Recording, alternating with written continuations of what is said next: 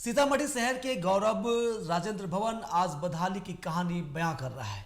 वो हॉल जो कभी बड़े आयोजनों और राजनीतिक कार्यक्रमों का केंद्र था, अब जर्जरता के कगार पर है। रिपोर्ट देखिए। जर्जर हालत में 3 दशक पुराना भवन 31 जनवरी 1990 में बना भव्य भवन अब बन गया जर्जर भवन। अधूरी मरम्मत से भवन की बिगड़ी स्थिति हर दिन, हर बारिश, हर लापरवाही राजेंद्र भवन को कर रही है और कमजोर। बालकनी बिना छत के हो रही क्षतिग्रस्त। मरम्मत के इंतजार में 34 साल पुराना भवन राजेंद्र भवन, जिसे करीब 3 दशक पहले 31 जनवरी 1990 को तत्कालीन डीएम नरेंद्र कुमार वर्मा ने जनता के लिए खोला था, अब सिर्फ यादों में बचा है। समय के साथ इसकी चमक फीकी पड़ गई।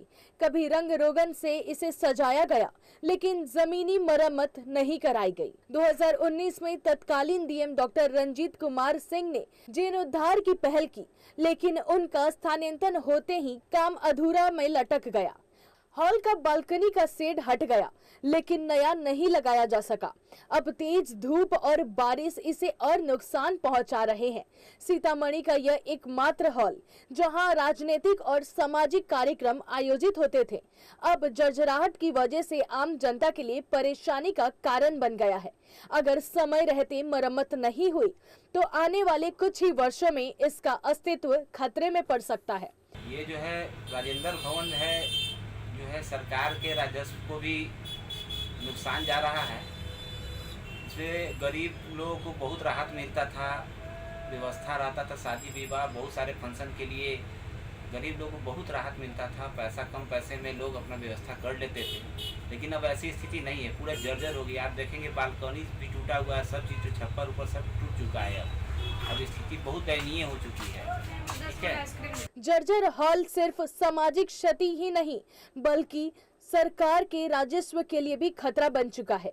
हर दिन की देरी इसका नुकसान और बढ़ा रही है। अब देखना यह है कि क्या जिला प्रशासन इस भव्य भवन को बचा पाएगा या यह शहर की यादों में सिर्फ एक वीरान हॉल बनकर रह जाएगा। टीवी 45 के लिए सीतामढ़ी से गौतम की रिपोर्ट। और पूरे मामले पर ज्यादा जानकारी के साथ हमारे संवाददाता गौतम जुड़ चुके हैं। गौतम, पहले ये बताइए कि राजेंद्र भवन अपने आप में कितना नायाब और कितना अहम है इस शहर के लिए, और जब इस भवन की ये हालत हो गई तो तमाम जो जिम्मेवार लोग हैं उनकी क्या रुख है, उनका क्या सोच है?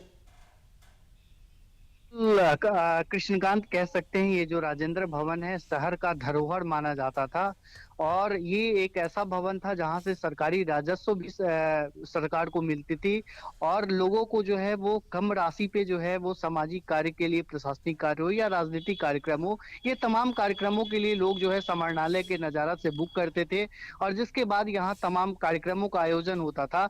लेकिन आप तस्वीर देख सकते हैं कि जिस तरह से ये गैर जिम्मेदार जो पदाधिकारी हैं जिला प्रशासन के, जिन्होंने ये राजेंद्र भवन को जिस बदहाली पे छोड़ दिया है, ये बिल्कुल जो है वो अक्षम्य है। लोग जो है काफी आक्रोश में है। लोगों का कहना है कि शहर का जो धरोहर है उसको जिला प्रशासन ने बदहाली के लिए छोड़ दिया है। न तो किसी जनप्रतिनिधि का ध्यान है और न ही सरकार का इस पर ध्यान है। जी, तमाम जो जिम्मेवार लोग हैं, चाहे डीएम हो या प्रशासन के कोई भी अधिकारी हो, उनकी नजर इस पर क्यों नहीं गई? आखिर शहर के जब हार्ट सेंटर में ये भवन स्थित है तो फिर अब तक इसकी अनदेखी क्यों की गई है?